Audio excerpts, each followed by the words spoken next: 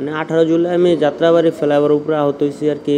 আমাকে পুলিশ আর কি গুলি মারছিল আর কি, সরাগুলি। তাই যাত্রাবাড়ি থানার ভিতর থেকে সেখান থেকে আর কি আহত হয়েছি। আহত আর কি বিকাল 3টা বাজে আর কি আহত হয়েছে আর কি। তারপরে হেন থেকে ঢাকা মেডিকেল নিয়ে আসছে। ঢাকা মেডিকেল নিয়ে আসার পরে হেন থেকে তো ট্রিটমেন্ট পাইনি। 18 জুলাইতে গুলি হয়েছে, সেই তো ট্রিটমেন্ট এমন পাইনি। তারপর হেন থেকে আর কি ঢাকা মেডিকেলে আর কি রাত্রে 3টা বাজে অপারেশন করেছে। তারপরে 2 দিন পর আবার রেফার করে দিছে। আগারগাঁ আসতে বলছে, আগারগাঁ তো আসতে পারি না। সেই জায়গার থেকে আর কি অনেকদিন পলাইছিলাম আর কি।